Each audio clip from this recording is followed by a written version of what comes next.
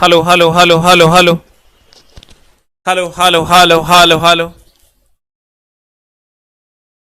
Hello hello hello hello. सबको मेरा प्रणाम है, नमस्कार है, गोड़ लगातानी। कैसन बात तू लोग? भोजपुरी बोलने नहीं आता है सर, लेकिन सबको एकदम सर गोड़ लगातानी। आबा हो राजा। क्वेश्चन अभी जो करंट ट्रेंड के हिसाब से बायोलॉजी से भी क्वेश्चंस आ रहे हैं, तो बायोलॉजी के सेक्शन को भी मैंने बढ़ाया है। बहुत बच्चों का कहना था कि बायोलॉजी सेक्शन से सर कुछ क्वेश्चंस को बढ़ाइए, तो बायोलॉजी सेक्शन से भी हमने कुछ क्वेश्चंस को बढ़ाया है। गौर फरमाइएगा। एक है एमनियोसेंटेसिस। ये एमनियोसेंटेसिस क्या है सर? एमनियोसेंटेसिस एक तरीका है जो बताता है, क्या बताता है, गौर फरमाइएगा। सर भ्रूण के लिंग की जांच करता है। ये एमनियोसेंटेसिस ये एकदम स्ट्रिक्टली प्रोहिबिटेड है सर। ये जो है भारत में स्ट्रिक्टली प्रोहिबिटेड है एमनियोसेंटेसिस। इससे क्या होता है, ये जो भ्रूण है, इस भ्रूण के लिंग की जांच की जाती है एमनियोसेंटेसिस के द्वारा। इस भ्रूण के लिंग की जांच करते हैं। अब सर ऑप्शन क्या हो जाएगा? एमनियोसेंटेसिस एक तरीका है जो बताता है हार्मोन के प्रकार को, प्रोटीन में एमिनो एसिड के अनुक्रम को, एमिनो एसिड के प्रकार को, भ्रूण में के लिंग को। तो आंसर हो जाएगा ए फॉर एप्पल, भ्रूण के लिंग को, ए फॉर एप्पल। सबका सर हम अपने चैनल पे स्वागत करते हैं। गौर फरमाइएगा, क्वेश्चन नंबर 1 का आंसर हो जाएगा ए, क्योंकि सर एमनियोसेंटेसिस, एमनियो का मतलब ये होता है भ्रूण। ये जो एमनियो वर्ड है सर, इसका मतलब होता है भ्रूण। तो भ्रूण भ्रूण भ्रूण भ्रूण भ्रूण, सिंथेसिस का मतलब होता है जांच, यानी भ्रूण की जांच जो है सर हम लोग जो करते हैं वो किसके द्वारा करते हैं सर? ये एक तरीका है जिससे हम भ्रूण लिंग का निर्धारण करते हैं कि मेल है कि फीमेल है। अगले में चलते हैं। अगला क्वेश्चन आपका स्क्रीन पे ये रहा, गौर फरमाइएगा। अगला क्वेश्चन है आपका जैव विकास के संदर्भ में। देखिए सर, एक लेमार्क साहब ने थ्योरी दिया था, नाम तो सुने ही होंगे, लेमार्क। किसने थ्योरी दिया था सर? लेमार्क साहब ने थ्योरी दिया था। लेमार्क ने एक थ्योरी दिया था।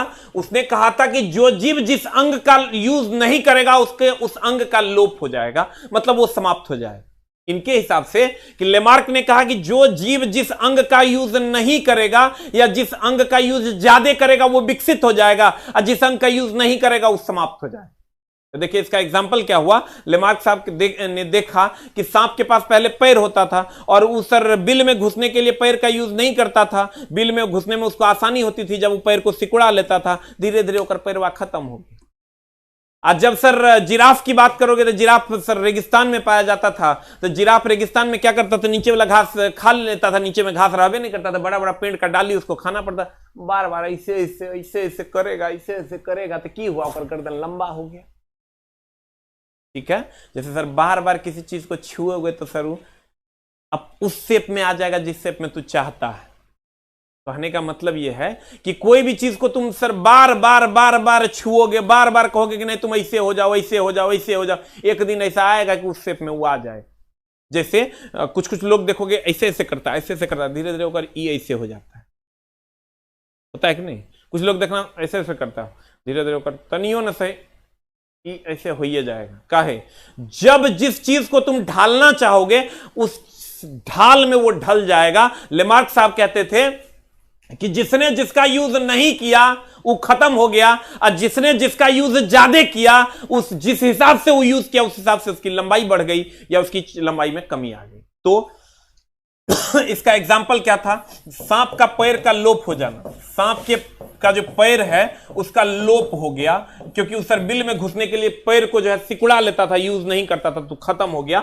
और उसके बाद सर जिराफ जो है उसकी गर्दन जो है बढ़ गई, गर्दन गर्दन गर्दन बढ़ गई, गर्दन बढ़ गई, गर्दन बढ़ गई। और ये थ्योरी कौन दिया था? लेमार्क साहब ने दिया था कि जिस अंग का यूज नहीं करोगे वो खत्म हो जाएगा, और जिसका यूज करोगे तो जिस हिसाब से करोगे उस हिसाब से विकसित हो जाएगा। यही लेमार्क का थ्योरी था। तो आइए सर गौर फरमाते हैं, अब क्वेश्चन की दुनिया में चलते हैं, लेमार्क चचा की थ्योरी को पढ़ते हैं। बहुत बच्चा कहता था सर बायोलॉजी के क्वेश्चंस को थोड़ा सा बढ़ा दीजिए। वैसे सर अभी तक का इतिहास ये रहा है कि एसएससी में बायो के क्वेश्चंस ज्यादा रहते हैं, बीपीएससी में बायो के क्वेश्चंस ज्यादा रहते हैं, और रेलवे में खास करके physics then chemistry then bio, किसी भी बुक में देखिएगा एनालाइजेशन लिखा हुआ रहता है। लेकिन फिर भी क्वेश्चंस को हम थोड़ा सा बढ़ा दिए हैं ताकि तुमको दिक्कत नहीं हो अगर पूछ भी दे तो। कहता जैव विकास के संदर्भ में सांप में अंगों का लोप होने को स्पष्ट किया जाता है कि उपयोग करोगे तो रहेगा, न अनुपयोग करोगे तो खत्म हो जाएगा। तो कहता है उपार्जित लक्षणों की वंशागति है ये सांपों के अंगों का लोप। फिर कहता है प्राकृतिक चयन है ये, प्रकृति चयन करती है उसकी, बिलों में रहने के प्रति अनुकूलन से। एगो तो ई ऑप्शन हुआ, एगो दिया है अंगों का उपयोग तथा अनुपयोग किए जाने से। बता आंसर क्या होगा, क्वेश्चन का आंसर बता क्या होगा। What is the answer for a 2। कहता है जैव विकास के संदर्भ में सांपों में अंगों का लोप होने का स्पष्ट कारण है। लड़का खट से मार देगा, बिलों में रहने के प्रति अनुकूलन से। कितने लोग ए और बी में, आप जल्दी जल्दी मार लीजिए सर, ए होगा कि बी होगा, जल्दी जल्दी मार ले भाई। हमार सोना, हमार शुगा, हमार सोना है तो हमार सोना सोना सोना सोना लोग उसको कहते हैं जिससे लोग बहुत ज्यादा मोहब्बत करते हैं। अब तुम कहेगा हाँ सर पैसा न लेते हैं आप तो मोहब्बत करवे न कीजिएगा। अरे दाना पैसा हम छोड़ो, इस पर कोई चर्चा नहीं, सीधा इधर आओ। तुमको तो मोहब्बत भी रास नहीं आती है, मार पिटू पिटू करेंगे तब तेरा रास आएगा। अंगों का उपयोग तथा अनुपयोग किए जाने से। चला भोरे 6:30 बजे 6 बजे तक उठ जाते हैं तोरा कारण, रात में 1 बजे तक काम करते हैं, पता नहीं चलता है कब नहाते हैं कहिया सूझ जाते हैं। बता आंसर की होगा, अंगों का उपयोग तथा अनुपयोग किए जाने से। आंसर यही होगा सर। कहता है जैव विकास के संदर्भ में, ये नहीं कह रहा है सांप के संदर्भ में। अगर सांप के संदर्भ में कहता तो कहते हैं बिलों में रहने के प्रति अनुकूलन के कारण उसका उल्लोप हो गया। क्वेश्चन ही कह रहा है जैव विकास, रीजनिंग अगर तुम पढ़ा होगा तो कहता है जैव विकास के संदर्भ में जो थ्योरी लेमार्क चचा ने दिया था, लेमार्क चचा ने दिया था, और ये कहा था क्या कि सांपों में अंगों का लोप होने को स्पष्ट किया जाता है। किससे? तो कहेंगे अंगों के उपयोग तथा अनुपयोग किए जाने से। ये जैव विकास के संदर्भ में यह बात है। अगर सांप के संदर्भ में कहता तो यह बात हो जाता। ये आंसर तब होता जब सांप के संदर्भ में कहता, जब कहता सांप के संदर्भ में।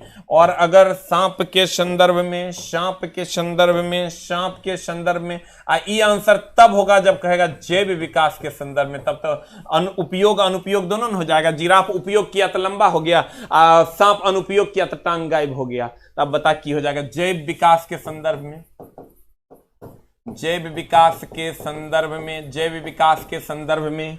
ए नंबर आंसर। अब सांप के संदर्भ में बी नंबर आंसर। जल्दी से चला लिख लो एकरा।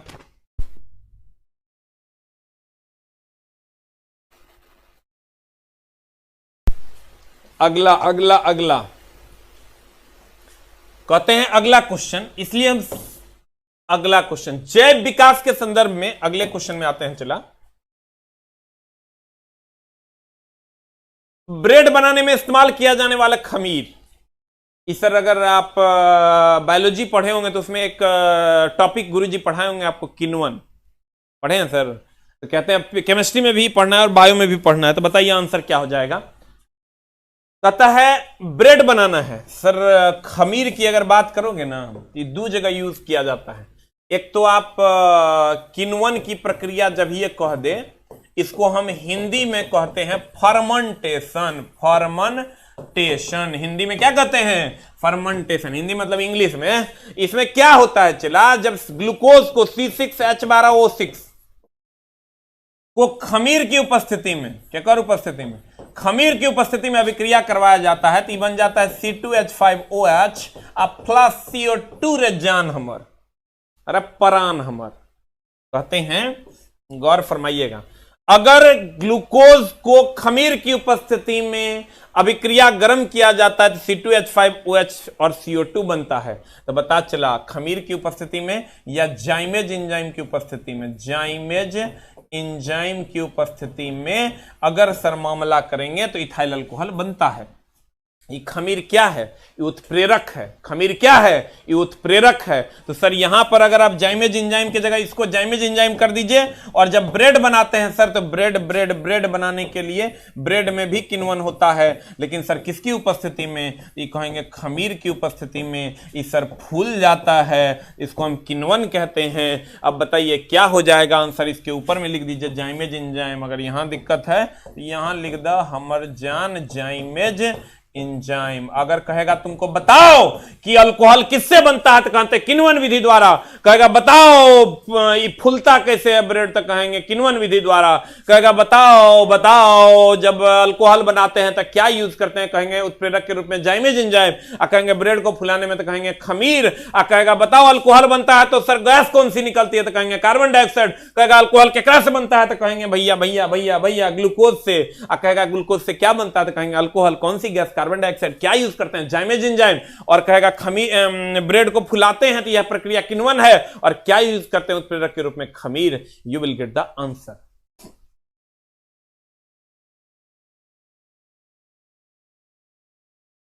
You will get the answer. हो गया सर? अगर आपका कोई प्रॉब्लम है तो आप अपना मोबाइल नंबर छोड़ दें।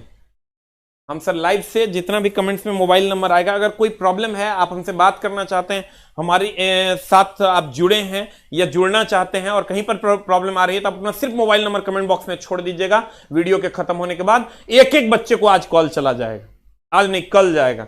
आज तो कॉलिंग टीम चली गई है, एक एक बच्चे को कॉल जाएगा मेरे तरफ से। अभी लेकिन कमेंट्स नहीं छोड़िएगा। जब वीडियो खत्म हो जाएगा तो अपना अपना एक एक कमेंट्स, मोबाइल नंबर खाली छोड़ दीजिएगा, कॉल मी, सबको कॉल चला जाएगा।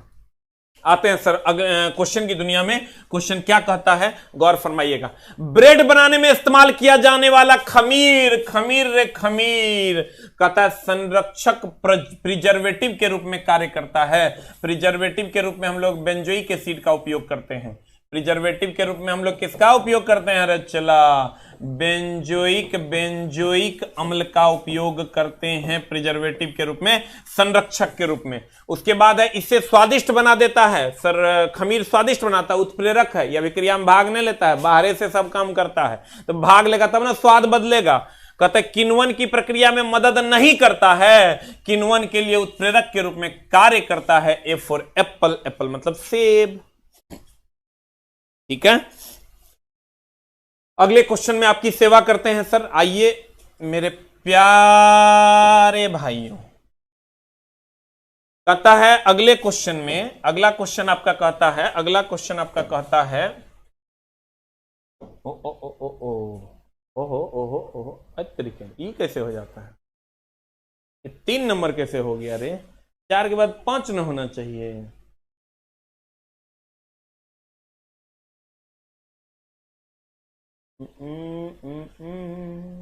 तीन नंबर आ गया। अच्छा कोई बात नहीं, ये सर एक क्वेश्चन स्किप हो गया होगा, तो ये क्वेश्चन आ गया होगा, देख लेते हैं हम। इससे पहले कौन सा है? 3 नंबर, 3 नंबर, 3 से पहले 4 हो गलो, उल्टा स्लाइड लगा दल को। आ जाओ 3 में। 3 नंबर में क्या कहता है सर, गौर फरमाइएगा। निम्नलिखित में से कौन सा एक अल्प विकसित अंग है? ये जो सर अपेंडिक्स है ना, ये आपका, यही सर आजकल खूब कट रहा है। ये अपेंडिक्स आपका अल्प विकसित अंग है। अब क्वेश्चन आपको कहेगा ये हमारे में तो अल्प विकसित अंग है, तो आप कहिएगा काहे रहता है? तब सर ये सर फेफड़ा देखिए पूरा विकसित नहीं रहेगा, मामला गड़बड़ा देगा। और अगर गुर्दा पूरा विकसित नहीं रहेगा, गड़बड़ हो जाएगा। हृदय भी पूरा विकसित। अपेंडिक्स, सर अपेंडिक्स की अगर बात करें तो घास खाने वाले जितने भी जानवर हैं उसका अपेंडिक्स बड़ा होता है, क्योंकि यह सेलुलोज के पाचन में मदद करता है। सर गौर फरमाइएगा, उसकी घास खाने वाले का जो छोटी आंत लंबा होता है, तो ये अपेंडिक्स पूरा यहां छोटी आंत खत्म नहीं होता, यहां तक आता है। कहने का मतलब, कहते क्या है सर, अपेंडिक्स, गौर फरमाइएगा क्वेश्चन क्या, निम्नलिखित में से कौन सा एक अल्प विकसित अंग है? यह अल्प विकसित अंग है सर मनुष्य में, लेकिन जितने भी जानवर है जो घास खाते हैं, लिखिएगा अपेंडिक्स। अपेंडिक्स कहता है अपेंडिक्स क्या पाचन करता है? तो कहेंगे सर सेलुलोज। ये सेलुलोज का पाचन करता है, सेलुलोज का पाचन करता, सेलुलोज का क्या करता? पाचन करता, और जानवरों में पूर्ण विकसित होता है क्योंकि भैया जानवर घास खाते हैं। आ कहेगा सेलुलोज कहां पाया जाता है, कहेंगे घास में। इसी को न पचाने के लिए चला छोटी आंत लंबी होती है, सेलुलोज का पाचन करता है। सेलुलोज घास में पाया जाता है, घास में पाया जाता है। कहते हैं अपेंडिक्स सेलुलोज का पाचन करता है जानवरों में पूर्ण रूप से विकसित होता है, और सेलुलोज घास में पाया जाता है। ये 3 क्वेश्चंस यहां से पूछे जाते हैं। कहता है अपेंडिक्स सेलुलोज का पाचन जानवरों में पूर्ण विकसित होता है, सेलुलोज को घास में पाया जाता है। सेलुलोज कहां पाया जाता है? घास में। सेलुलोज भाई मेरे किधर पाया जाता है? घास में। हो गया। जिनको भी सर कोई भी प्रॉब्लम हो, आप हमारा एक नंबर सर खाली छोड़ेंगे, जब ये वीडियो ऑफ हो जाएगा तब। अभी लाइव में कमेंट्स नहीं करेंगे, वो मिलता नहीं है जल्दी। सर आप इसको नोट कर लीजिए, आंसर बताइए क्या हो जाएगा। अपेंडिक्स सेलुलोज का पाचन करता है, जानवर को पूर्ण विकसित करता है, सेलुलोज घास में पाया जाता है। द नेक्स्ट वन इज, निम्नलिखित में से कौन सा एक अल्प विकसित अंग है? अपेंडिक्स ही कहता है किसका पाचन करता है? सेलुलोज का। और मानव में यह अल्प विकसित होता है, जबकि जानवरों में यह पूर्ण विकसित होता है। अगले क्वेश्चन की ओर चलते हैं जान हमर। इनमें से कौन सा गैर संवहनी पौधा है? सर गैर संवहनी पौधा किसको कहते हैं? अगर हम गैर संवहनी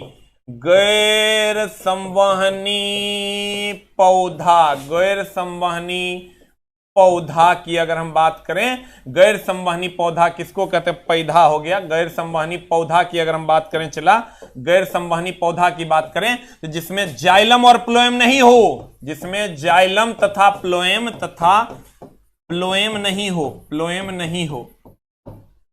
सर देखिए, जकरा में जाइलम और प्लोएम के द्वारा संवहन होता है, सर खाद्य पदार्थों का संवहन और पानी का संवहन, खाद्य पदार्थों का संवहन होता है प्लोएम के द्वारा, और जल का संवहन होता है जाइलम के द्वारा। यही ना मामला है, जल का संवहन जाइलम के द्वारा, खाद्य पदार्थ का संवहन प्लोएम के द्वारा। जाइलम और प्लोएम नहीं होगा तो संवहनी नहीं है, इसका मतलब गैर संवहनी है, असंवहनी है। तो जब गैर संवहनी और असंवहनी है तो इसके ग्रुप में कौन कौन आता है? सर इसके ग्रुप में आता है सभी थैलोफाइटा वर्ग के, थैलोफाइटा और ब्रायोफाइटा जितने भी हैं वो सारे के सारे आते हैं। अब एग्जांपल में क्या क्या पूछा जाता है सर? एगो तो कारा जो तुम्हारा है ये है, एगो यूलोथ्रिक्स ले लो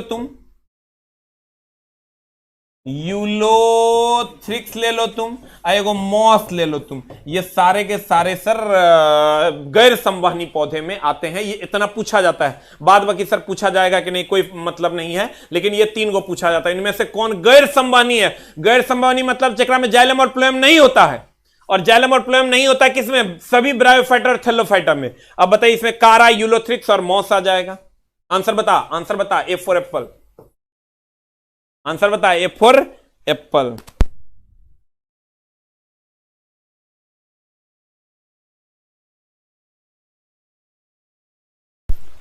कहते हैं सर गौर फरमाइएगा, ये आई लव यू खुशबू के कर रहा है रे? फिर शुरू हो गया। अरे दानव नहीं सुधरेगा रे, हम तो बड़का भाई होते हैं, बड़ी मार समझा। बीच में क्या लिख देता है गंदा वाला बात? आई लव यू खुशबू। ब्याह करवा देता और खुशबू से। खुशबू भी देख रही है। ए खुशबू ब्याह कर लो एकरा से, ठीक ना? लेकिन नौकरी होगा तब करेगी खुशबू तरह से ब्याह। हम लेके आएंगे खुशबू का रिश्ता तुम्हारे पास, कंडीशन सप्लाई। एएसएम बन जाओ, खुशबू से हम तोर ब्याह करवाएंगे। और यूट्यूब चैनल जहां होगा ओकरा हम लेके आएंगे और तोरा से ब्याह करवा देंगे। एकदम ये बात के हम वादा करते हैं। जिसको खुशबू से ब्याह करना सुना, सब आपसे में ब्याह कर लेना, कहीं कोई समस्या नहीं। लेकिन सब नौकरी ले लो, तब नौकरी ले लो। जितनी लड़कियां यूट्यूब पे है और जितने लड़के यूट्यूब पे है, सबका सामूहिक विवाह की जवाबदेही लेते हैं। कंडीशन सप्लाई, नौकरी होगा तब, ठीक ना? आई लव यू खुशबू, ये सब क्या करता है? लफाइंड सब करता है, लफुआ समझता है। कहीं रोड पे आई लव यू। अरे दानव उस लेवल में अपने आप को ले जाओगे, लोग तरह कहे आई लव यू। एकदम दानव है कि रे, एकदम सामूहिक विवाहिक कार्यक्रम चलेगा। कंडीशन सप्लाई, इस बार एएसएम को ले लो किसी तरह। ठीक है, हम सब के बियाह हम करवाएंगे। लड़की में नौकरी हो नहीं हो कोनो बात नहीं, लड़का के नौकरी होगा तबे बियाह होगा। ठीक है, इतना बड़ा पुण्य का काम भी तो होगा कम से कम। अगला में चलते हैं सर। भखरा चूना बनाने के लिए पानी के साथ अधिक प्रतिक्रिया करता है। देखिए सर, ये भखरा चूना जो है ना, चूना का ही एक रूप है। बनाने के लिए पानी के साथ जब ये अधिक अभिक्रिया की बात करें, चला दुए को क्वेश्चन नहीं आता है। पानी के साथ अधिक अभिक्रिया में, तीव्र अभिक्रिया में, बहुत तेजी से अभिक्रिया करना, तीव्र अभिक्रिया करना, पानी के साथ अभिक्रिया करना, अभिक्रिया करके आग लग जाना, इस सब जितना तीव्र अभिक्रिया, भयानक वाला अभिक्रिया में दूगो क्वेश्चन, एगो तो चूना वाला, एगो सल्फ्यूरिक एसिड वाला, मात्र दूगो। कैल्शियम ऑक्साइड कभी चूना में पानी डाला है? कहो जान, चूना में पानी डाला ना? चूना में पानी डालना, खोल खोल खोल खोल भयानक खोलने लगा, हाथ दे दिया तो मां कसम गड़बड़ हो जाए। जब तक वो शांत नहीं होगा, जब तक वो एक्सोथर्मिक रिएक्शन पूरा नहीं होगा, उसमें छिपी अभिक्रिया।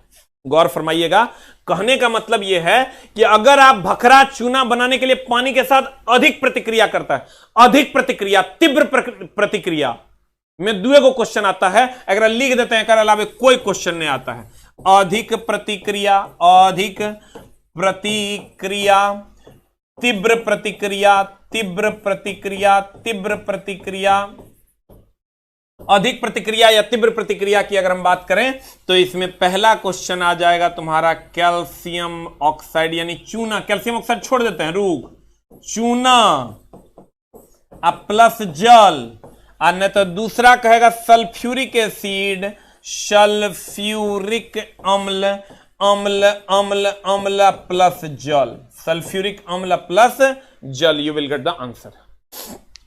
जल्दी से लिख लो।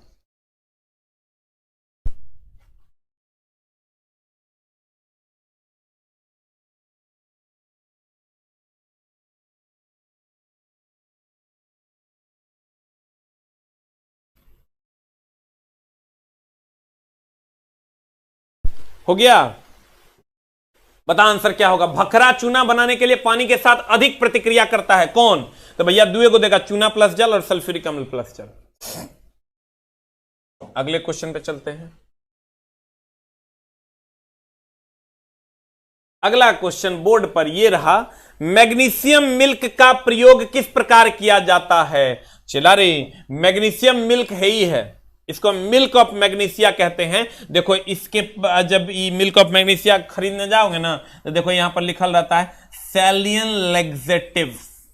देखो यहां लिखल मिल्क ऑफ मैग्नीशिया है, जिसको सर मिल्क ऑफ मैग्नीशिया पे लिखल रहता है सैलियन लैक्सेटिव। देखो लिखल है, इस सैलियन लैक्सेटिव मतलब हुआ घुट्टी, घुट्टी बना के जब पिलाते हैं। ये एंटा एसिड है। एंटा एसिड मतलब हो गया एसिडिटी खत्म, एसिडिटी के उल्टा ये क्षार है, इसीलिए तो इसको सर MgOH कहते हैं। गुरुजी के ज्ञान देखो। चला, हम आज तक अपने जीवन में यही महसूस किए हैं। आज क्या चीज में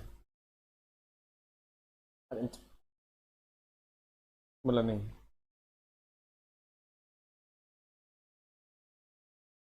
आज सर आप जब एग्जाम अगर आप दिए होंगे तो ये क्वेश्चन आज आपको मिला होगा, किसी न किसी एग्जाम में ये पूछा है आज। एंटा एसिड किसको कहते हैं? एंटा एसिड उसको कहते हैं जो एसिडिटी को खत्म कर दे। चला, गुरुजी के जो लाइन निकलता है ना वही क्वेश्चन होता है, ठीक ना? हम खाली अब तुम कहेगा बल कैसा है मतलब न्यूटन आपके मुंह से कहां निकला था, वो तो पूछ दिया। ये हमारे मुंह से कभी निकल भी नहीं सकता है, क्योंकि हम जानते हैं कि हम चाची या भौजी को नहीं पढ़ा रहे हैं, ये हम पढ़ा रहे हैं अपन चेलवा को। चाची भौजी को पढ़ाएंगे तो अगर बल कैसे मतलब न्यूटनों पढ़ा देंगे, आप त्वरण के मीटर पर सेकंड स्क्वायरों पढ़ा देंगे, लेकिन ई चलवा का नहीं पढ़ाएंगे। अगर बल कैसे मतलब न्यूटन पढ़ाएंगे तो हमारे पढ़ाने लगे, ठीक है? हम किसको किस लेवल से पढ़ाना है वो हमको पता है। हाँ, फिर ट्रेड पढ़ाएंगे तो हमको पता है कि तू चटा कुछ नहीं जानता, वो डिग्री खरीदिए के लाया है तू। 99 नहीं 100% बच्चा जो है वो 1% बच्चा होगा जो डिग्री खरीद के नहीं लाता है। ओकरा कहते हैं एकदम जीरो लेवल, कहते हैं लेद कथिया चला, जैसे चक्कू से काटता है ना, तो चक्कू काटता है वो हमारे काम को आसान कर देता है, तो सारी मशीन हो गया। तो कहते हैं पेन की नीब से लेके पेंट की जिप तक मशीन है। क्यों है? क्योंकि वो हमारे काम को आसान कर देता है। जैसे 3 इडियट, तो यहां भी कहेंगे भैया लेद मशीन हमारे काम को आसान करता है, काट देता है, छील देता है, छेद देता है, हमारे काम को आसान कर देता है, तो कहते हैं वो मशीन है। लेद एक मशीन है, लेद क्या है? एक मशीन है। लेकिन सर जब जहां बल कैसा है मतलब न्यूटन ऑलरेडी चलवा जानता है, तो झूठे टाइम काहे बर्बाद करेंगे? ये घुट्टी है। लेग्जेटिव मतलब कहेगा बाप रे बाप ई की है, तो कहेंगे घुट्टी है। घुट्टी है मतलब घुट्टे घूंट पीना है। घुट्टी मतलब घुट्टे घोंट पीना है, तो कहते हैं भैया ये घुट्टी है। और ये एंटासिड है मतलब क्षार है। और जैसे चीनीपन को कम करना है तो नमक डाल देंगे, नमकपन को कम करना है तो चीनी डाल देंगे। अगर अगर अगर अगर मूर्खता को कम करना है तो विद्या डाल दो, अब विद्या को कम करना है तो मूर्खता डाल दो। वैसे ही अगर अम्लीयता को कम करना है तो क्षार डाल दो। इसीलिए इसको एसिड नहीं एंटा एसिड कहते हैं, क्योंकि यह अम्लीयता को समाप्त कर देता है। गुरु जी के कंटेंट में न दम है, गुरु जी कंटेंट पे न काम करते हैं। इसको प्रति अम्ल, तुम कहेगा हिंदी इंग्लिश रे मास्टर, गुरु जी को सब आता है। एकरा कहते हैं antacid, antacid. You will get the answer. प्रति अम्ल दैट इज एंटा एसिड। जल्दी से सर लिख लेगा। घुट्टी है, लेग्जेटिव है, MgOH2, प्रति अम्ल एंटा एसिड। गुरुजी के ट्रेड के बैच चला, लॉन्च हो चुका है, एडमिशन इज गोइंग ऑन। 18 तारीख से बैच होगा। 2021 से बैच स्टार्ट होगा। Monday to Friday. सिर्फ 2 ही ट्रेड के लिए है, इलेक्ट्रीशियन एंड फिटर। उस पर हम स्पेशल वीडियो भी बना देंगे। कैसे अब इसी धुरीना ऐप पे ही एडमिशन चालू है। मैथ का भी एडमिशन चालू है। मैथ का जो लोग फाउंडेशन करना चाहते हैं, ये जो मेरा बैच है सर ये 7 मंथ का है, क्योंकि हम जानते हैं तू मूढ़मती है, तोरा कुछ नहीं आता है, इसलिए 1-2 महीना अभी से ALP तक चलेगा। ठीक है, वो ALP के समय बाबू बाबू करने से नहीं होगा। वो 1 महीना 2 महीना पढ़ने से वो फेल होवे करेगा, बाद में हमारा गाड़ी आएगा। उससे अच्छा है कंप्लीट, और बुक को हम फुल अपडेटेड करके ला रहे हैं। 7 महीना पढ़ाएंगे कंप्लीट। क्वेश्चन भी सब डिस्कशन होम करवाएंगे चैप्टर वाइज। ठीक है, तो जिन लोगों को जरूरत हो वेलकम है सर आपका। अगले क्वेश्चन चैप्टर वाइज। जो कुछ नहीं जानता है, मूढ़मती है, वही एडमिशन लेगा, नहीं तो नहीं लेगा। जो साफ मूढ़मती है वही एडमिशन लेगा। 999 फी है, 999, यानी आपको 125 रुपया पर मंथ लगेगा, तभी सर उसकी पढ़ाई आप कर पाओगे। ठीक है, हो सकता है बहुतों को लगेगा कि ये फीस बहुत ज्यादा है, लेकिन हमारा पता है कि 500 लगा के खाली थ्योरी पढ़ा देंगे, 400 और लेंगे, क्वेश्चन भी डिस्कशन करवा देंगे, प्रैक्टिकल एनिमेशन के साथ पढ़ा देंगे। सारा मशीन ले आए हैं चला। जनरेटर का तरह जनरेटर चला के हम दिखाएंगे डेमो पीस। मोटर का तो मोटर शांति से पढ़ाएंगे, वो अशांति वाला बात ना है। अगर फिटर होगा ना तो थोड़ा हम लेद मशीन चला के दिखाएंगे, वीडियो में भी दिखाएंगे। वहां भी तुम देखेगा कि लेद मशीन, यहां देखेगा लेद मशीन कैसे वीडियो में चल रहा है। अगर तुम हेक्सा देख रहा है तो हेक्सा सब टाइप के हेक्सा तो हम दिखा भी देंगे, यहां भी हेक्सा हम हाथों में लेके दिखा देंगे, देखो ऐसे ऐसे रगड़ रहे हैं, तब तुरा समझ में आएगा ना तू है मूढ़मती। कंप्लीट बोर्ड पर भी, और जितना हो पाए। आईसी इंजन है ना, तो इंजन हम थोड़ा डेमो पीस ला के दिखा देंगे, थोड़ा इंजन में समझ में आ जाएगा कि इंजन कैसे चलता है। यहां भी चलाएंगे, हाथों में मेरा इंजन घूमेगा, जो एकदम पूरा नीचे बिछौना लगेगा, और बिछौना पे सब सिस्टम रहेगा, तब तरह हम करके दिखाएंगे, तब तू बुझेगा। कहेगा तू तो एक भी लाइन कुछ नहीं किया है। कहते पारंपरिक थर्मोमीटर में किस तत्व जो प्राकृतिक, ये सर झूठे क्वेश्चन को बड़ा बना दिया है, ये बच्चा डर जाए। इस सर झूठ मूठ का क्वेश्चन बड़ा बनाया गया है। पारंपरिक थर्मामीटर में किस तत्व जो प्राकृतिक रूप से अत्यंत जहरीला होता है का प्रयोग किया जाता है। सर खट से लड़का मार देगा। जैसे थर्मामीटर देखोगे ना, अनाधुन मारो ना मरकरी, कहीं कुछ सोचने का बात नहीं है। कैडमियम से कौन बीमारी होता है? कैडमियम जो है ये भी जहरीला है, लेकिन ये थर्मामीटर में यूज नहीं होता है। कैडमियम भी जहरीला है, आर्सेनिक भी जहरीला है, लेकिन ये भी थर्मामीटर में यूज नहीं होता है। और कार्बन तो तुम जानिए रहा है सार्वभौमिक तत्व है। सार्वभौमिक तत्व इसको कहते हैं, सार्वभौमिक, क्योंकि सभी जगह भूमि पर पाया जाता है। सार्वभौमिक तत्व है। हो गया।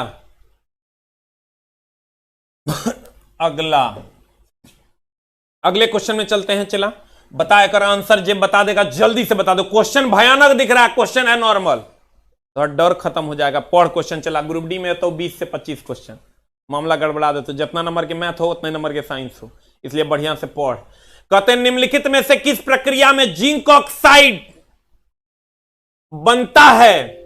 जो यहां तक क्वेश्चन नहीं है। कहता जो एक सुरक्षा परत के रूप में कार्य करता है और जंग को रोकथाम करता है। हो छोटा सीधे न पूछ देता गैल्वेनाइजेशन, जस्तीकरण।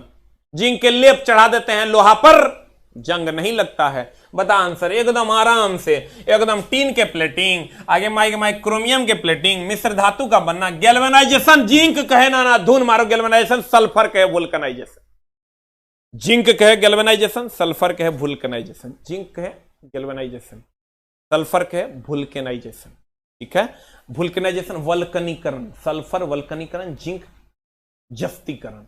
अब मामला क्या है, क्रोमियम प्लेटिंग, आगे साइकिल के रिम पर, साइकिल के रिम पर क्रोमियम की प्लेटिंग की जाती है।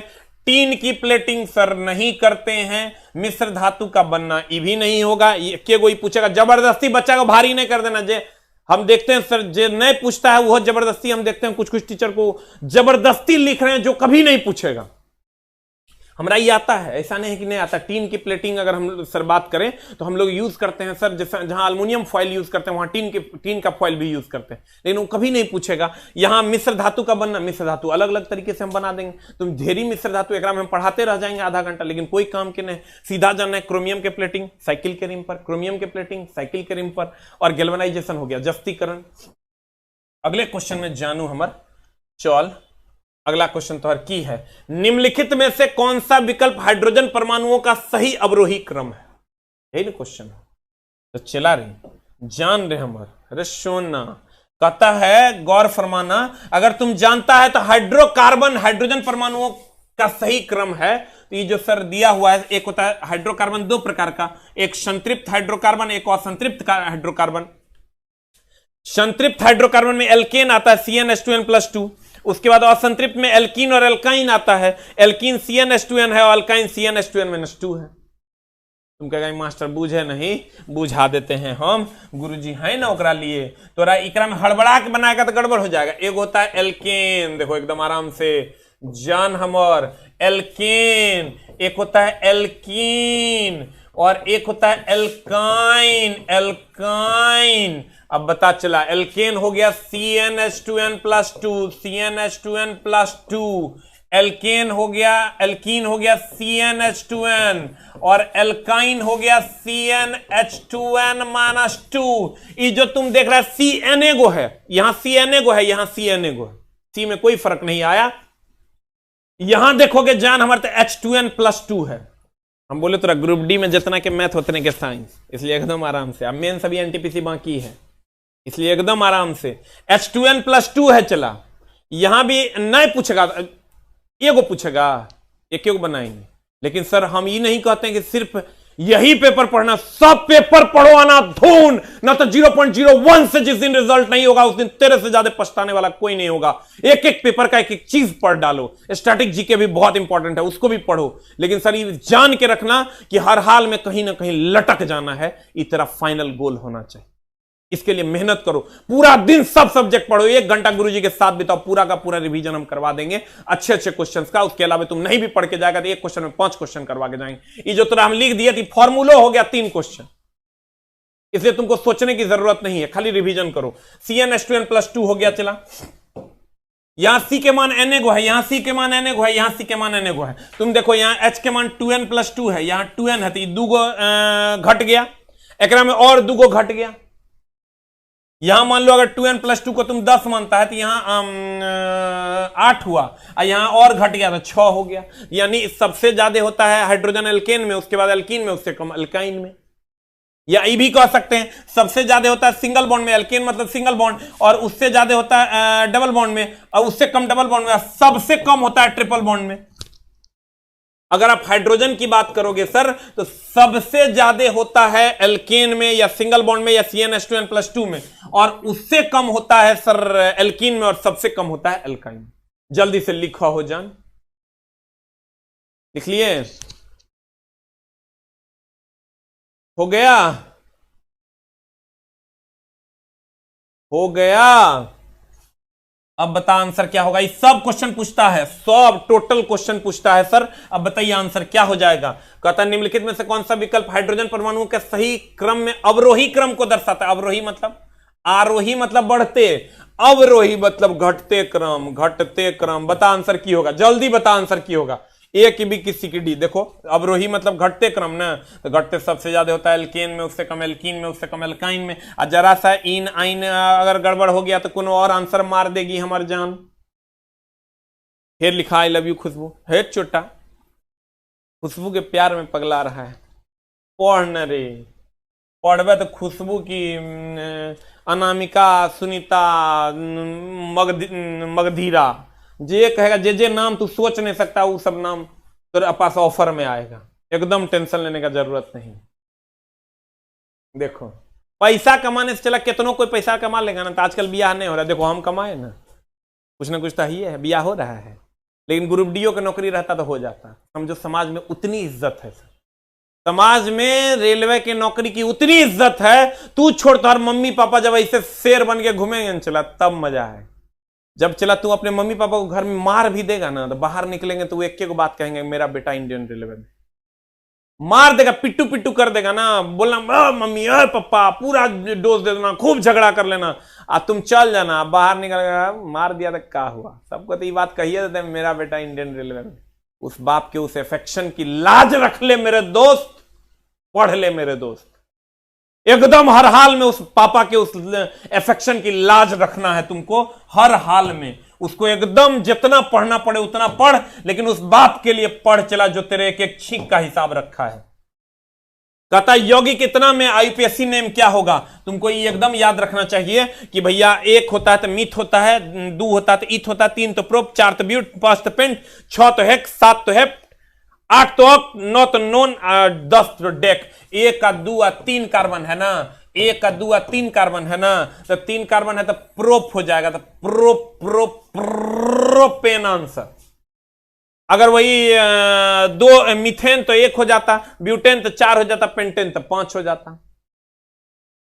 कौन कौन इस बार अपने मम्मी पापा को खुश करने वाला है, जल्दी से एक टाइप कर दो। जो लोग अपने मम्मी पापा को खुश करने वाला है 5 टाइप करेगा। जो लोग अपने मम्मी पापा को इस बार नौकरी का गिफ्ट देने वाला है 5 टाइप करो। और जो चोर है वो 9 टाइप करो। जो चोर है 9 टाइप करेगा। और जो आज इस बार अपने मम्मी पापा का शेर बनने जा रहा है, अपने मम्मी पापा का कर्णधार पुत्र बनने जा रहा है, 5 टाइप करो। और अपने मम्मी पापा को दिल से प्रॉमिस करो कि इस बार हम तुम्हें कुछ देंगे, जल्दी से। ये है मेरा शेर। आजा भाई मेरे अगले क्वेश्चन पे, मेरे सोना, मेरे सुग्गा। अगले क्वेश्चन पे आते हैं। अगले क्वेश्चन पे कहते हैं धातुओं का वह गुण जिसके कारण उन्हें चपटा किया जा सकता है। Very good. चपटा करना मतलब होता है धातु। Very good, that's a spirit. कहते हैं चपटा करना मतलब अधातवर्णीयता, मतलब पीट कर चादर। कहते हैं धातुओं का वह गुण जिसके कारण उन्हें चपटा किया जा सकता है उसे अधातवर्धनीयता कहते हैं। बहुत अच्छी बात, यहां तक कोई क्वेश्चन नहीं है। धातुओं का वह गुण जिसके कारण अधातवर्धनीयता होती है, मतलब पीट कर चपटा कर देते हैं, चादर बना देते हैं। कहता है इनमें से कौन सा अधातवर्णीयता का उदाहरण नहीं है। तो भैया रे लिथियम के फॉइल बनता है। ये जो तुम देख रहे हैं लिथियम के फॉइल है। फॉइल का मतलब समझता है, वो जो पनवा के ऊपर और जो मिठैया के ऊपर एल्युमिनियम के फॉइल लपेटल रहता है ओकरे पन्नी कहते हैं। नहीं देखता है रे, वो जो बढ़िया बढ़िया रसगुल्ला, वो लड्डू सबके ऊपर, खाजा सबके ऊपर पतला कलर का जो है व्हाइट कलर का परत रहता है, एल्युमिनियम का फॉइल कहते हैं उसको। चांदी का फॉइल होता है जिसमें वो सुरक्षित रहता है। तो कहते हैं वाह वाह रे मेरे शेरों। कहता है बता लिथियम का फॉइल होता है, स्वर्ण पत्र तो होवे करता है, सोने का फॉइल पीट कर चादर सबसे ज्यादा एकरे होता है, चांदियों के फॉइल होता है, इंडियम के पन्नी नहीं होता है। क्योंकि इंडियम जो है ना चला ये अधातु की श्रेणी में और कुछ कुछ उपधातु का गुण इसमें आ जाता है, इसलिए सर नहीं होता है। ये गुण सिर्फ और सिर्फ धातु में होता है। ये गुण जो है अधातवर्णीयता और तन्यता। आप कहिएगा मास्टर रे तुम समझ गया, हम कैसे समझेंगे। अधातवर्णीयता और तन्यता का जो गुण है, तन्यता मतलब खींचकर तार बनाने का जो गुण है, ये केवल और केवल धातु में पाया जाता है। और धातु उसको कहते हैं सर, सोना चांदी लोहा कॉपर, ये सब तो धातु है ही है, और जकरा में मौ लगल है वो धातु है। तो गौर से देखो यहां पर ये भी सर धातु का गुण इसमें रहता है, लेकिन ये अधातुक गुण के कारण इसमें कुछ अधातुक गुण भी रहता है जिसके कारण चकनाचूर हो जाता है। इसलिए आंसर आपका हो जाएगा इंडियम की पन्नी। और लिथियम का फॉइल बनता है, स्वर्ण पत्र भी बनता है, चांदी का फॉइल भी बनता है। आंसर बता क्या हो जाएगा।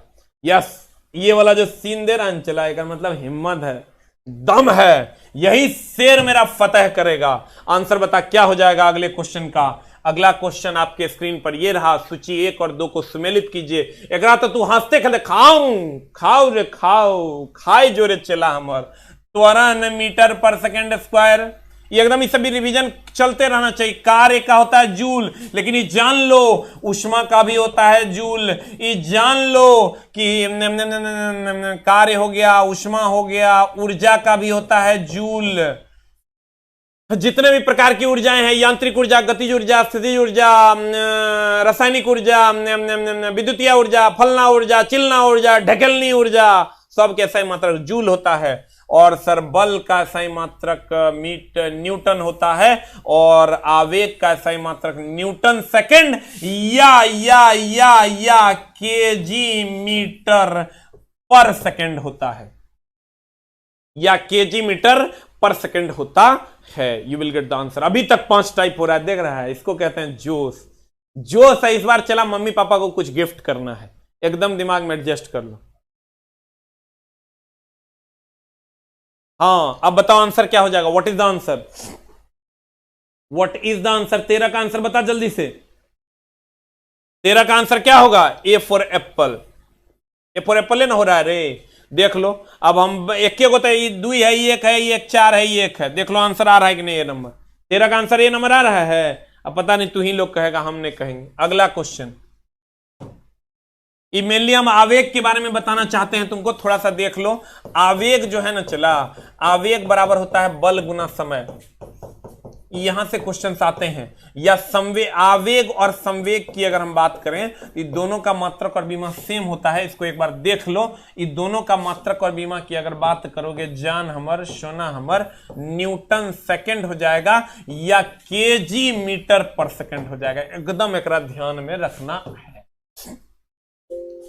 ये दोनों में एकदम आपके लिए सर इंपॉर्टेंट होगा, ठीक है। कहते हैं आवेग और संवेग, इसका हो जाएगा न्यूटन सेकंड या केजी मीटर पर सेकंड। अगले क्वेश्चन पे चलते हैं सर। अगला क्वेश्चन आपके स्क्रीन पर ये रहा। अब बताइए आंसर, जल्दी से बता दीजिए। वेग भी से चलती हुई कारी, बाप रे बाप, देखने से भयानक लगता है। क्वेश्चन में कुछ नहीं यार चला, हम खाली तो डर खत्म करने के लिए क्वेश्चन दिए। जैसे लड़का देखेगा, अरे बाप रे, वेग भी से चलती हुई कार ड्राइवर ए दूरी, बाप रे, नहीं बनतो। क्वेश्चन की है, देखो तो एकदम बकवास क्वेश्चन। देखो की कह रहा है, कहता वेग भी से चलती हुई कार का ड्राइवर ए दूरी पर अचानक सामने एक चौड़ी दीवार देखता है। देखो ये ड्राइवर जा रहा है, अचानक सामने एक चौड़ी दीवार देख रहा है। की है क्वेश्चन में। अब ड्राइवर की करेगा, ये तो कॉमन सेंस तो चेक कर रहा है। उसे निम्नलिखित करना चाहिए, तेजी से ब्रेक लगा देना चाहिए, एकदम लगा देना चाहिए, मोड़ जते। कहता है तेजी से मोड़ लेना चाहिए, एकदम मोड़ लेना चाहिए, तो ब्रेक लगाओ मोड़ लो। तुम कह कोई एक मार के अगर निकल गया, तेजी से ब्रेक लगा देना चाहिए, तो ये गलती हो जाएगा, क्योंकि आंसर में ए और बी दोनों दिया हुआ है। आंसर में ए और बी दोनों दिया हुआ है। आंसर में ए और बी दोनों दिया हुआ है। बता आंसर क्या होगा, बता आंसर क्या होगा। अगले में चलते हैं सर। अगला क्वेश्चन बताओ, एकदम डरना नहीं है, ये नॉर्मल क्वेश्चन है सर, जो तुमको डराने के लिए दिए जाते हैं। कहता है अगला क्वेश्चन, अविचलित वस्तुओं। देखो कितना जबरदस्ती के क्वेश्चन को कठिन किया गया है, थ्योरी तुम ऑलरेडी पढ़ लिया है। अविचलित, अविचलित जो विचलित ना हो, अविचलित जो विचलित ना हो, अविचलित जो विचलित ना हो, मतलब जहां अगर हम यहां हैं, अटल हैं, अडिग हैं, अविचलित हैं, मतलब हम कहीं नहीं जाएंगे। जैसे पहाड़, जैसे जान हमारे पहाड़ अविचलित है, उसमें कभी कोई विचलन नहीं आ सकता है, चाहे कितनों सुंदर कन्या या सुंदर बालक आ जाए। कहते हैं अविचलित वस्तु है, मतलब स्थिर है, कि आराम में रहने या समान वेग से चलने की प्रवृत्ति को क्या कहते हैं? या तो वो आराम में रहेगा या समान वेग से चलेगा। गौर फरमाइएगा जनाब, या तो वो आराम में रहेगा या समान वेग से चलेगा। ये प्रवृत्ति क्या कहलाती है? ये बल कहलाती है क्या? ये संवेग कहलाती है क्या? ये ऊर्जा कहलाती है क्या? नहीं, ये जड़त्व कहलाती है। जड़त्व कहता है अगर कोई वस्तु चल रहा है तो चलते रहना चाहता है, अगर कोई वस्तु रुका है तो रुके रहना चाहता है। यही गुण तो जड़त्व है। हम अगर अभी बोल रहे हैं तो बोलते रहना चाहता, तुम अभी कंबल के तौर में सुतल है तो सुतल रहना चाहता है, और अगर पंखा चल रहा है तो चलते रहना चाहता है। यही गुण तो जड़त्व है। जड़त्व दो प्रकार के, एक विराम का जड़त्व, एक होता है गति का जड़त्व। अगर हम अस्थिर हैं और हम चलना नहीं चाहते तो ये विराम का जड़त्व है। पंखा घूम रहा है और वो रुकना नहीं चाहता तो ये गति का जड़त्व। गति का जड़त्व ज्यादा होता है चूंकि गति में होता है, और विराम का जड़त्व कम होता है। जड़त्व क्या है? अगर कोई वस्तु अस्थिर है, अस्थिर रहना चाहता है। अगर कोई वस्तु गति में है तो गति में रहना चाहता है। यही गुण तो जड़त्व है। अगर हम अस्थिर हैं तो ये विराम का जड़त्व है, अगर कोई चीज गति में है तो गति का जड़त्व है। ये पूरा का पूरा डिफिनेशन गुरुजी आपके सामने प्रस्तुत कर दिए हैं। ये मेरे ही बुक का कटिंग है। कहते हैं न्यूटन के गति का नियम जड़त्व, यह किसी पदार्थ का वह गुण है जिसके कारण वह पदार्थ अपने अवस्था परिवर्तन का विरोध करता है। अर्थात अस्थिर है तो अस्थिर रहना चाहता है, और गति में है तो गति में रहना चाहता है। गति का जड़त्व और विराम जड़त्व दो प्रकार का, एक विराम का, एक गति का। कहता है गति का जड़त्व मतलब जब वस्तु गति में होगा, विराम का जड़त्व जब वस्तु विराम में होगा। ज्यादा कौन होता है? गति का, क्योंकि ये गति में है। कहेगा दोनों में अधिक कौन? तो कहेंगे गति का जड़त्व। कहता है गति का जड़त्व जब वस्तु में गति होती है तो उसे गति का जड़त्व कहते हैं, और विराम का जड़त्व जब वस्तु अस्थिर अवस्था में होता है तो उसे विराम का जड़त्व कहते हैं। बता आंसर अब यहां क्या हो जाएगा? जब अस्थिर होगा तो विराम का जड़त्व। कहेगा बताओ, एक आदमी चलती गाड़ी में बैठा है, गाड़ी चल रही है, विराम का जड़त्व की गति का जड़त्व? कहेंगे गति का जड़त्व। कहेगा एगो बॉल रखल है जमीन पर, बताओ कौन जड़त्व? कहेंगे अस्थिर न है तो अस्थिर जड़त्व, विराम का जड़त्व। ठीक है, तो आंसर बताइए इसका क्या हो जाएगा? आंसर हो जाएगा जड़त्व। बल किसी वस्तु की अवस्था को परिवर्तित कर देता है। बल किसी वस्तु की अवस्था को क्या करता है? परिवर्तित कर देता है। अब आ जाइए सर अगले क्वेश्चन की ओर। अगला क्वेश्चन ध्यान दीजिएगा सर, अगला क्वेश्चन कहिए क्या हो जाएगा बताइए। अगला क्वेश्चन की अगर हम बात करें, अगला क्वेश्चन की अगर हम बात करें तो अगला क्वेश्चन क्या है बताइए? आंसर बताइए सर क्या हो जाएगा? जब एक ग्लास में रखा कार्ड को उंगली से धक्का दिया जाता है तो उस पर रखा सिक्का ग्लास में गिर जाता है, यह कथन किस नियम को व्याख्यायित करता है? सर गौर फरमाइएगा, एकदम गौर फरमाइएगा। इस धंधे हम क्लियर कर देते हैं न्यूटन के पहले, दूसरे और तीसरे नियम का। ठीक है, गौर फरमाइएगा सर। एक होता है न्यूटन का पहला नियम। देखो तो एकदम सिंपल सा तो हम जुगाड़े को देते हैं। न्यूटन का पहला नियम हम सर हमेशा कोशिश करते हैं कि सर आपके क्वेश्चंस कैसे बनेंगे उसके बारे में पढ़ें, और तब आपको सर और ज्यादा से ज्यादा आसान करने की कोशिश करते हैं। गैलीलियो का नियम, गैलीलियो का नियम, और सर दूसरा है न्यूटन का दूसरा नियम, न्यूटन का दूसरा नियम। एगो है न्यूटन का तीसरा नियम, न्यूटन का तीसरा नियम। गौर फरमाइएगा जनाब, गौर फरमाइएगा एकदम आराम से सर। आज के बाद आपको किसी भी एग्जाम्पल में कोई दिक्कत नहीं होना। एक लड़का लिख रहा है सर नौकरी होगा कि नहीं, बहुत डर लग रहा है। देखो क्या क्या चला तू डरता है, शेर होके डरता है रे। कहते हैं सक्सेस की सबसे बात है, सबसे बड़ी बात है कि वो मेहनत के बल पर ही आती है, और मेहनत सर वो हथियार है जो आज तक कभी फेल ना हुआ है और ना होगा। कहते हैं जहां तक रास्ता दिख रहा है वहां तक चलिए, आगे का रास्ता वहां पहुंचने के बाद दिखने लगेगा, ये फिक्स है। आप सर किसी रास्ते पर चलिए, आप जिस रास्ते पर चल रहे हैं वहां पर चलिए।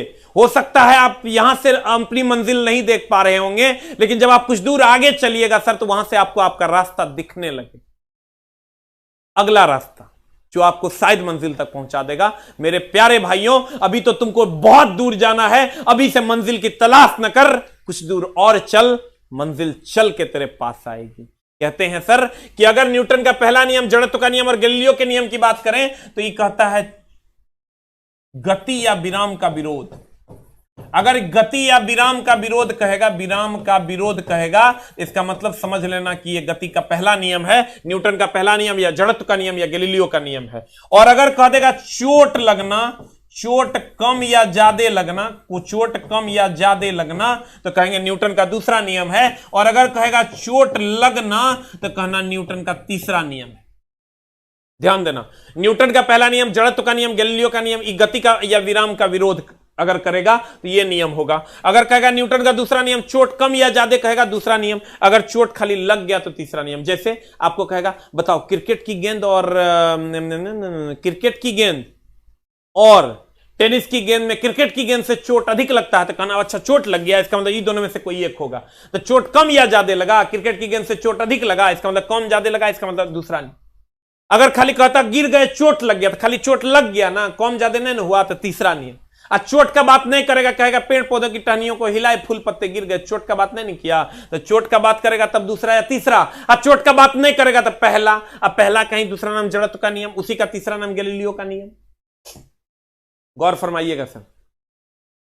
जैकेट मेरा लेगा, ले लो, पियर पियर है। कहते हैं न्यूटन का पहला नियम, जड़त्व का नियम, गैलीलियो का नियम। अगर चोट का बात नहीं करेगा क्वेश्चन के प्रश्न में, तो इसका मतलब ये पहला नियम है, गति या विराम का विरोध होगा। चोट का बात करेगा, कम ज्यादा का बात कर, जैसे कहेगा फर्श पर कूदे चोट अधिक लग गया, गद्दा पर चोट कम लगता, तो चोट कम ज्यादा का बात करेगा, दूसरा नियम। कहेगा कि भैया एक महिला डोरी खींच रही थी और गिर गई, चोट लग गया, कम ज्यादा का बात नहीं किया, तीसरा नियम। कहेगा भैया रे एक आदमी जा रहा था झुक गया, चोट चाट का बात नहीं करेगा, पहला नियम। इसी को गैलीलियो का नियम, इसी को जड़त्व का नियम। जल्दी से लिख लो, जल्दी लिख लो। हो गया? लिख लिया? आंसर बता क्या होगा?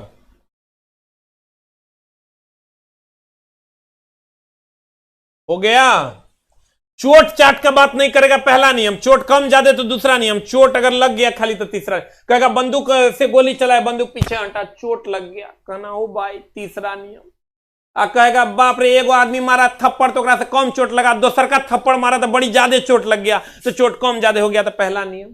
कहेगा एगो आदमी गए ना तो गिलास से पानी पिला दिया, तो यहां चोट का बात है कहां? चोट का बात नहीं है, तो पहला नियम।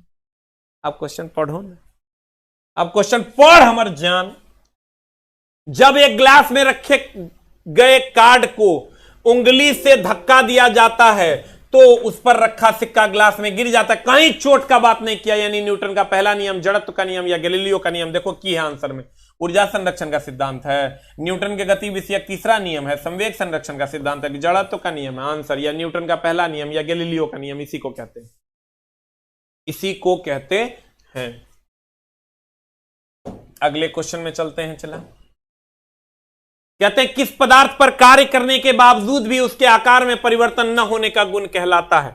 किसी पदार्थ पर डैश कार्य करने के बावजूद भी आकार में परिवर्तन न होने का गुण डैश कहलाता है। बताइए आंसर क्या हो जाएगा? आंसर बताइए क्या होगा? कहते हैं अगर किसी पदार्थ पर आप बाह्य बल लगाते हैं और उसके आकार में कोई परिवर्तन नहीं हुआ, कोई परिवर्तन नहीं हुआ, इसका मतलब वो दृढ़ है, उसको हम रिजिड बॉडी कहते हैं। कौन बॉडी कहते हैं? रिजिड बॉडी कहते हैं। तो कहते हैं, गौर फरमाइएगा, दृढ़ बॉडी कहते हैं। कहता है किसी पदार्थ पर डैश कार्य करने पर, तो देखो बाह्य आयतन कार्य करने पर, बाह्य आयतन होता है कि बाह्य बल होता है? बाह्य बल होगा, बाह्य क्षेत्रफल और बाह्य आयतन नहीं कार्य करता है, बल कार्य करता है। तो बाह्य बल में दो आ गया। अब कहता है कार्य करने के बावजूद भी उसके आकार में परिवर्तन न होना, उसके आकार में परिवर्तन न होना आकार कहलाएगा कि दृढ़ता कहलाएगा? आंसर क्या हो जाएगा बता? ए की बी की सी, सी फॉर कैट। अरे किसी पर हम कह सकते हैं इस वस्तु पर आयतन लग रहा है, किसी पर हम कह सकते हैं इस वस्तु पर क्षेत्रफल लग रहा है, नहीं कहेंगे बल लग रहा है। तो बल, बाह्य बल तो हो ही जाएगा। अब बाह्य बल लगने पर आकार में परिवर्तन न होने का गुण क्या कहलाएगा? आकार कहलाएगा भाई, दृढ़ता ने कहलाएगा। आंसर बता की हो जाएगा? What is the answer? C for cat. अगले क्वेश्चन में चलते हैं। एक गैस के रुद्धोष्म दबाव के दौरान उसका तापक्रम क्या होता है? बता आंसर क्या हो जाएगा? What is the answer? 18 का आंसर क्या हो जाएगा? एक गैस के रुद्धोष्म दबाव के कारण उसका तापक्रम। Sir pressure is directly proportional to होता है टेम्परेचर। कुछ लोग इसमें क्या कहेंगे कि अस्थिर रहता है। नहीं सर, रुद्धोष्म परिवर्तन की अगर बात करोगे तो रुद्धोष्म परिवर्तन में, सर अधिकतर लोगों को बुझे भी नहीं करता, लगता है कि गलत है। रुद्धोष्म परिवर्तन में ऊष्मा नियत रहता है सर। ऊष्मा और ताप अलग अलग चीज है सर। ऊष्मा नियत रहता है, आज ही पढ़ाए हैं सर फिजिक्स में कि ऊष्मा और ताप में क्या अंतर है। ऊष्मा नियत रहता है, ताप नहीं सर। इसमें ऊष्मा नियत रहता है, ताप नहीं। और प्रेशर, अब देखिए कहता है एक रुद्धोष्म परिवर्तन, कहता ताप तो कहेंगे अस्थिर रहता। अब कह रहा दबाव के दौरान, तो दबाव जैसे बढ़ाइएगा टेम्परेचर बढ़ेगा, क्योंकि प्रेशर ही डायरेक्टली प्रोपोर्शनल टू टेम्परेचर होता है। अब बता आंसर क्या हो जाएगा? 18 का आंसर बता की हो जाएगा? D for dog. लेकिन अगर कहता उष्मा, कहते अपरिवर्तित रहता। उष्मा और ताप अलग अलग है, जान लो। उष्मा और ताप क्या है? अलग अलग है। You will get the answer. कहता एक रुद्धोष्म पर दबाव, एक गैस के रुद्धोष्म दबाव के दौरान उसका तापक्रम, जब दबाव बढ़ रहा है तो टेम्परेचर भी बढ़ेगा। आंसर हो जाएगा डी। लेकिन कहता उष्मा तो कहते नियत रहेगा। अगर कहता उष्मा तो कहते क्या रहेगा? नियत रहेगा। द नेक्स्ट वन इज, कहते हैं यदि वातावरण के दाब में वृद्धि की जाए तो भाप की गुप्त उष्मा क्या होगी? कहता है, गौर फरमाइएगा, यदि वातावरण के दाब में वृद्धि कर दी जाए तो भाप की गुप्त उष्मा क्या होगी? बताओ क्या होगा आंसर? आंसर बताओ क्या होगा? हम इससे पहले भी बोले थे, दाब के घटने से वाष्पन बढ़ता है, वाष्पन बढ़ता है। ये रिलेशन है सर, उल्टा रिलेशन। दाब अगर घटेगा ना, ये लिख लो कहीं पर, दाब अगर घटेगा तो वाष्पन बढ़ेगा। इसका मतलब दाब, इसीलिए तो सर पहाड़ पर जब जाते हैं तो वहां दाब कम होता है, वाष्पीकरण तेजी से होता है, इसीलिए तो वहां खाना बनाना मुश्किल होता है। अगर सर पहाड़ पर आप जाते हो तो वहां दाब कम होता है, और दाब कम होता है तो वाष्पीकरण अधिक होता है, इसीलिए सब पानी भाग जाता है, मुर्गा बना नहीं पाते। इसीलिए कहते हैं पहाड़ पर खाना बनाना मुश्किल होता है। देखो वहां जाओगे दाब कम होगा, क्योंकि नीचे से ऊपर जाने पर दाब कम होता है, और दाब कम होता है वाष्पीकरण की दर तेज हो जाती है, तो जल्दी जल्दी पानी वाष्पीकृत हो जाता है। चला रे मटन बनवे नहीं करेगा तो कहेंगे खाना बनाना मुश्किल होता है। अगर दाब बढ़ा देंगे, दाब बढ़ जाएगा तो उल्टा न होता है, तो वाष्पन कम हो जाएगा। अब क्वेश्चन बना लो तो हर क्वेश्चन बन जाएगा। पता आंसर क्या होगा? कहते हैं यदि वातावरण के दाब में वृद्धि कर दी जाए तो भाप की गुप्त उष्मा, दाब में जैसे वृद्धि करोगे वाष्पन कम हो जाएगा। तो कहते हैं भाप की गुप्त उष्मा क्या हो जाती है? कम हो जाती है। क्वेश्चन अच्छा है, इसीलिए हम एक बार और इससे पहले लाए थे सर, और फिर लाए हैं। जल्दी से इस लाइन को लिख लीजिए।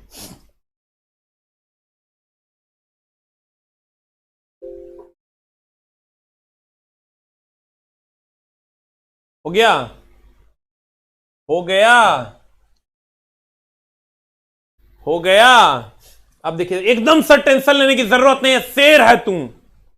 सर कहते हैं शेर, एक बार हम सर एक कहानी पढ़ रहे थे, वहां कहा एक शेर ने कहा, उसको शेर को लोमड़ी आकर कहता है कि जंगल में तो आग लग गई, अब तो जंगल में खाने के लिए कुछ नहीं बचा, सभी जितने भी जानवर थे छोटे छोटे अब चले गए, अब तुम घास खाने लगो। पता है उस शेर ने क्या कहा? फिर से ध्यान देना, जंगल के सभी जीव जंतु भाग गए, तो लोमड़ी आकर कहता है ओ शेर जी अब क्या खाओगे, सभी भाग गए। पता है शेर ने क्या कहा? जंगल की अर्थव्यवस्था चाहे जो हो, मैं कभी घास नहीं खाऊंगा, और यह मेरा अहंकार नहीं है, और यह मेरा अहंकार नहीं है, बस इतना है कि मैं खुद को पहचानता हूं कि मैं कौन हूं, मैं शेर हूं। और कितनों अर्थव्यवस्था बिगड़ जाएगी तो शेर कभी घास नहीं खा सकता। यह अहंकार नहीं है, यह खुद की पहचान है और अपने प्रति हुंकार है जो तुमको भरनी है हर हाल में। शेर कभी घास नहीं खाएगा चला, और वो लौट के जाके दुकान नहीं खोलेगा, चाहे कोरोना आ जाए। इस बार एनटीपीसी को ले लेना है, क्योंकि तेरा भोजन है वो, हर हाल में एकदम तू लेगा, ये मुझे विश्वास है। कहते हैं चला कि यदि वातावरण का दाब में वृद्धि कर दी जाए, दाब में वृद्धि करोगे वाष्पन कम होता है, दाब में कमी करोगे वाष्पन अधिक होता है, दाब में वृद्धि कर दी जाए तो कहते हैं वाष्पन कम हो जाएगा। आंसर सी फॉर कैट हो जाएगा। निम्न में से किस माध्यम का अपवर्तनांक सबसे कम है? हम सर जानते हैं, क्या जानते हैं? अपवर्तनांक जो है रिफ्रैक्टिव, रिफ्लेक्टिव मत कहना, रिफ्लेक्टिव का मतलब परावर्तन होता है,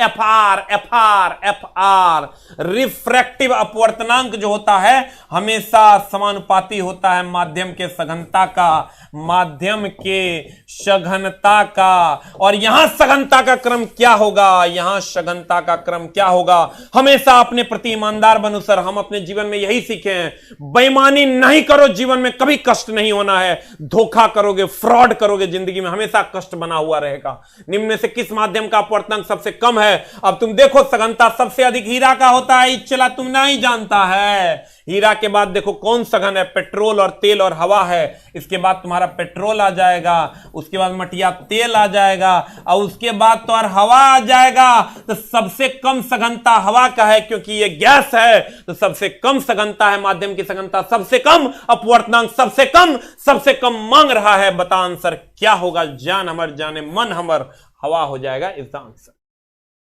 सबसे अधिक कहेगा तब ना हीरा, सबसे अधिक कहेगा तब आंसर क्या मार देंगे? हीरा। एक बार हो जाए रिवीजन मेरे साथ। आइए सर, एक क्वेश्चन, यदि वातावरण में कहेंगे दाब कम होगा वाष्पन अधिक होगा, दाब अधिक होगा वाष्पन कम होगा, इसी पर सर आंसर मार देना है। उल्टा होता है रिलेशन। रुद्धोष परिवर्तन में दबाव बढ़ाएंगे टेम्परेचर बढ़ेगा, और सर इसीलिए आंसर हो जाएगा डी फॉर डॉग। लेकिन अगर उष्मा कहेगा तो वो नियत रहेगा। इस और उष्मा और ताप अलग अलग चीजें हैं। किसी पदार्थ में कार्य के बावजूद भी, कहते हैं बाह्य बल के बावजूद भी आकार नहीं बदलता, वो दृढ़ता कहलाता है। अगला क्वेश्चन कहता है जब एक ग्लास, जब ये हम कहे चोट चाट का बात नहीं करे, पहला न्यूटन का पहला नियम, उसी को जड़त्व का नियम, उसी को गैलीलियो का नियम, चोट कम ज्यादा तो दूसरा, और चोट लग गया तो तीसरा। कहते हैं इसी आधार पर इसका आंसर तुम्हारा बन जाएगा। अगला, जड़त्व सर अस्थिर है या गति में है तो इसको हम जड़त्व कहते हैं। अगला, इस सर लास्ट का रिवीजन आपको बहुत ज्यादा फायदा करेगा। ये कह रहा चल रहा है कार, मोड़ लेंगे, ब्रेक मार लेंगे, तो एकदम नॉर्मल क्वेश्चन है, खाली सर डरना नहीं है। सर मिला लेगा तुम, हमको पूर्ण विश्वास है। खाली संवेग और आवेग न्यूटन सेकंड होता है। इसमें सर इंडियम की पन्नी नहीं होती है, बाद बाकी सबका फॉइल होता है सर, वो जो मिठाई उठाई पर लपेटता है। अगला 1 2 3 है तो 3 है तो चला प्रोपेन हो जाएगा, 4 रहता तो ब्यूटेन हो जाता, 5 रहता तो पेंटेन हो जाता, 6 रहता तो हेक्सेन हो जाता। निम्नलिखित में से कौन सा हाइड्रोजन एल्केन होगा, फिर एल्कीन होगा, फिर एल्काइन होगा? सबसे कम एल्काइन में होता है, सबसे ज्यादा एल्केन में होता है। ऑर्डर याद रखना, ए ई वाई होता है, पहले ए तब ई तब वाई। थर्मामीटर कह देगा मरकरी, एक में तो सोचने नहीं है कितना। Sir milk of magnesia antacid है सर, आजो एग्जाम में पूछा है, और इसको लेक्सेटिव्स कहते हैं, घुट्टी कहते हैं, घुटे घूंट पीते हैं सर। अगला, भखरा चूना सर, तीव्र रिएक्शन एगो क्या है, चूना के जल के साथ और एगो सल्फ्यूरिक एसिड के जल के साथ। अगला, निम्नलिखित में से कौन सा एक अल्प विकसित अपेंडिक्स होता है? हमारे में अल्प विकसित, लेकिन जानवरों में विकसित होता है और सेलुलोज का पाचन करता है। उसके बाद अगला में आ जाइए सर, ब्रेड बनाने के लिए सर किण्वन प्रक्रिया में मदद करता है खमीर। अगला में आ जाइए सर, कहता है जैव विकास के संदर्भ में सांपों के अंगों का जैव विकास के संदर्भ में किया है, इसलिए ए, सांप के संदर्भ में कहता था हो जाता बी।